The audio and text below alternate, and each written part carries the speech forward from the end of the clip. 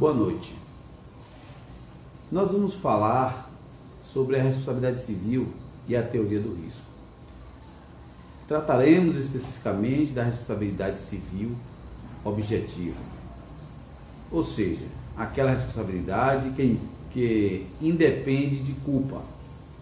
Isso porque nós saímos de um sistema extremamente liberalista e subjetivista, baseado no Código Civil francês de 1804.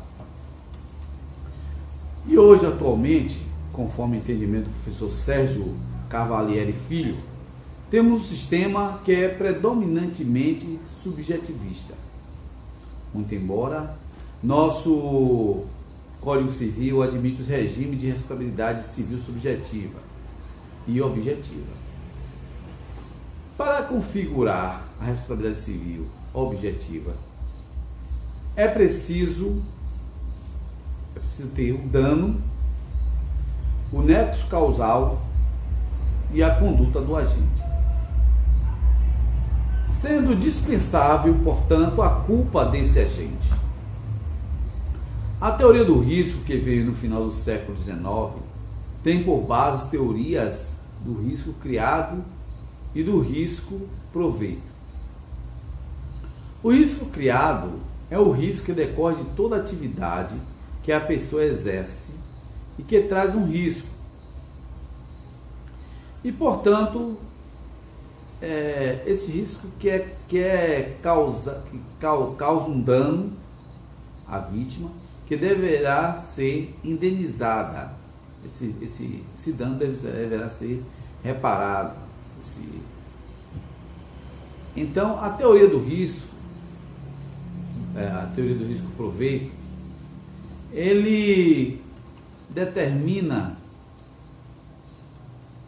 que aquele que obtém um proveito ou uma vantagem econômica em vista da atividade, de sua própria atividade, ele deve reparar o dano independente da culpa.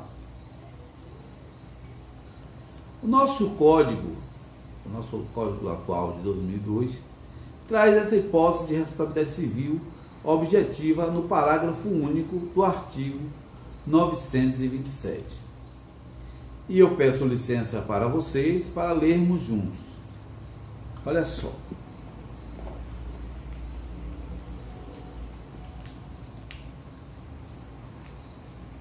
Haverá a obrigação de reparar o dano, independentemente da culpa, nos casos específicos em lei, ou quando a atividade normalmente desenvolvida pelo autor do dano implicar, por sua natureza, risco para os direitos de outrem.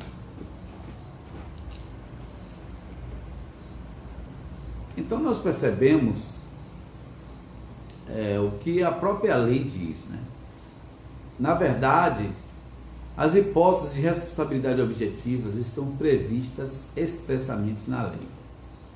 E algumas dessas hipóteses, a primeira delas é a do Decreto-Lei 2.681 de 1912, que fala da responsabilidade objetiva do transportador ferroviário. Já a Lei 8.213 de 1991, que trata dos acidentes de trabalho, a Lei 6.194 de 74, que fala do DPVAT, que é o seguro obrigatório para veículos automotores terrestres, a Lei 6.368 de 81, que fala no dano ambiental, como operabilidade com a teoria do risco, veio o embasamento por conta do pilar da sociedade. Um dos exemplos pessoais seria o contrato de transporte, considerando que essa atividade de transporte é atualmente uma atividade de risco e os danos acarretados a terceiro em virtude dessa atividade intensa que devem ser indenizados independentemente da existência de culpa.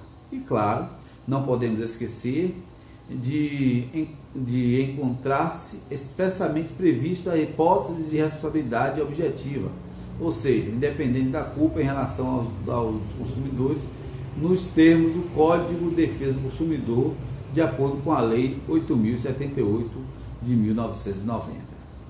Essa é a minha participação, espero que vocês tenham gostado e que possamos assim estar sempre dialogando o direito do ponto de vista social para que possamos ter uma vida mais pacífica. Muito obrigado, até a próxima.